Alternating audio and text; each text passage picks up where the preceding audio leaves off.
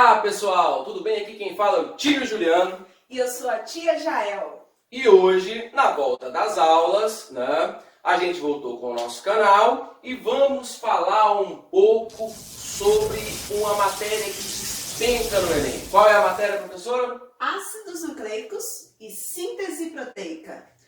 Antes das férias, a gente estudou lá as organelas, citoplasmática, e a gente falou sobre ribossomos. Exatamente. E a gente associou os ribossomos à síntese de proteínas. Mas como que acontece essa produção de proteínas? Exatamente. Para a gente entender como acontece a síntese de proteínas, galera, a gente precisa entender o que são os ácidos nucleicos. Ácidos nucleicos? Fala um pouquinho aí, tio Juliano. Professora, ácidos nucleicos, eles são popularmente conhecidos como DNA e RNA. E aí os alunos podem falar, olha professor, mas o DNA é ácido? O RNA tem esse pH característico ácido para a gente ter que chamá-los de ácido nucleico? Sim, essas moléculas são moléculas químicas com essa estrutura que o tio mostrou aqui no primeiro slide, com o pH um tanto quanto ácidos. E são moléculas fundamentais para o nosso organismo, para o desenvolvimento, e a gente costuma dizer que são moléculas da vida, não é isso? É a química da vida, é a química que constitui o corpo e o funcionamento dos seres vivos, não é isso, professora? Ácidos nucleicos. Então, por que é nucleico? Nucleico porque essas substâncias, esses ácidos se encontram no núcleo da célula. Então tá tudo explicadinho aí. Agora vamos ver, galera, a constituição química desses ácidos nucleicos. Nós vamos misturar aí a biologia com a química. Segue com a gente, olha só. Então nós temos aí o DNA e o RNA que apresentam nomes. Olha só, DNA é apenas uma sigla, não é isso? Isso. Mas o nome DNA significa ácido desoxirribonucleico. Isso mesmo. E RNA, ácido ribonucleico. E esses nomes têm a ver com a constituição química de cada um deles. Exatamente, professora. E é bom lembrar da estrutura. Geralmente, todas as vezes que a gente vê na televisão, geralmente no jornal agora, devido ao coronavírus, sempre passa na televisão moléculas de DNA e de RNA e os professores, os médicos, dando pequenas aulas assim no jornal. Gente, o DNA e o RNA são moléculas diferentes, não são as mesmas moléculas, tá bom? Às vezes o pessoal fala no jornal, a gente não entende muito bem. O DNA é uma molécula de fita dupla, chamada de dupla hélice, é uma molécula maior, certo? E é uma molécula que tem uns constituintes diferentes da molécula do RNA.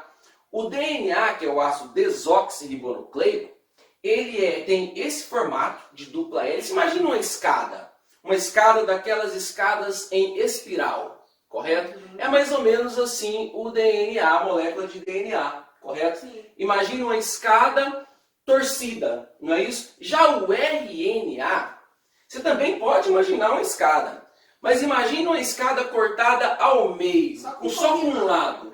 Imagina só como difícil seria subir nessa escada, não é verdade? Isso. Então essa é a diferença básica, visual do DNA para o RNA, que você tem que identificar lá na prova do Enem. Só de olhar você já vai saber. Isso. Olha, esse é o DNA e esse é o RNA. Fita dupla, fita simples. Exatamente. O DNA é uma escada com 2 corrimão.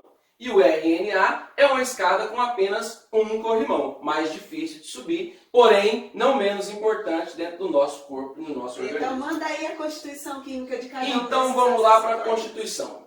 Esses ácidos nucleicos, na verdade, eles são constituídos basicamente de 3 elementos. São 3 elementos fundamentais. Um grupo fosfato, como o próprio nome diz, olha só, o grupo fosfato é rico em quê? Fósforo. Na verdade, então, o fósforo é um elemento químico fundamental para a constituição da minha vida, do meu DNA, Sim. certo? Então, o fósforo, que é uma molécula lá na tabela periódica que a gente vê, representada pela letra P, é fundamental na molécula de DNA e também na de RNA. A outra estrutura é a pentose. Uma pentose é um composto químico, como o próprio nome está falando, pente. São formados por 5 átomos de carbonos. Isso mesmo. E essa pentose, gente, nada mais é do que um açúcar, um carboidrato, que vai fazer parte aqui da constituição dos ácidos nucleicos. E a estrutura aqui que a gente visualiza são as bases nitrogenadas. Pessoal, esses três compostos, eles vão se ligar, professor Juliano, para formar o nucleotídeo. E é a união entre os nucleotídeos que vão dar origem a um ácido nucleico. Professora, então eu poderia afirmar que o fósforo, que o carbono e que o nitrogênio são fundamentais para a nossa vida, fundamentais para a constituição do nosso DNA? Sim, porque são esses elementos que vão formar os nossos ácidos nucleicos, que vão dar origem, vão dar continuidade à produção de proteínas do nosso corpo. Então, exatamente. A base é fundamental, hein? Olha só, professora, aqui a gente trouxe, porque o pessoal sempre pergunta, Juliano, a diferença entre DNA e RNA, existe uma diferença na composição, na estrutura, a não ser porque a gente já falou que anatomicamente, né, visivelmente, eles são bem distintos. Mas quanto à estrutura, existem algumas diferenças sim. Primeiro, o grupo fosfato, esse fósforo que a gente falou, ele está presente nos dois. Tanto no DNA quanto no RNA tem fósforo. O fósforo é fundamental, pessoal. Não pode esquecer isso. O grupo fosfato, certo? Esse fosfato é fundamental na molécula de DNA, tanto de RNA. E aí, depois do grupo fosfato, tem um açúcar. Tem, a pentose. Que é a pentose. Sim. A pentose, como todos vocês já sabem, já viram em química, é um tipo de açúcar. O problema é que o açúcar presente no DNA e o açúcar presente no RNA, ele é um pouquinho diferente. Não é, professor? Sim. Ele é um pouquinho diferente. Então, existe uma pequena diferença entre o açúcar do DNA e do RNA que eu vou abordar mais adiante agora. E aí nós temos também a base nitrogenada. Base nitrogenada são bases das quais o elemento nitrogênio está presente. Sim. E ele é fundamental. Ele é a base do contexto, ele é a base da substância.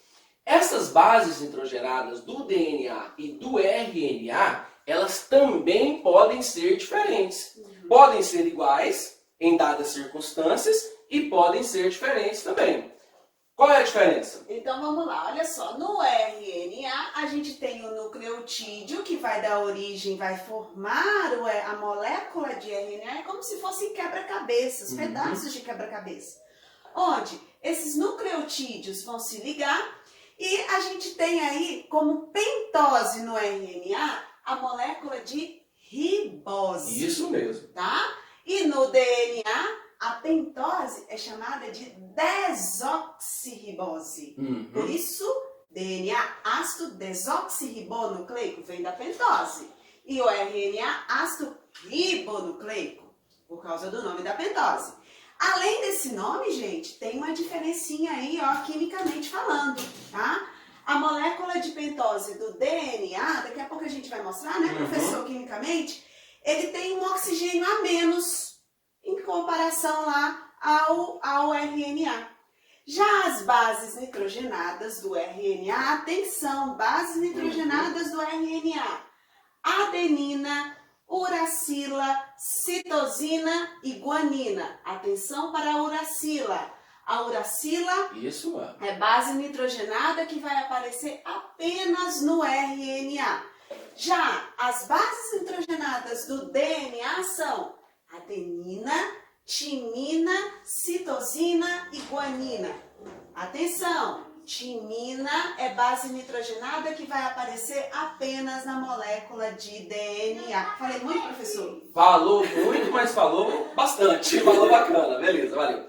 Olha só, pessoal, então, é bom vocês entenderem o seguinte. Imagina que o DNA seja um grande quebra-cabeça.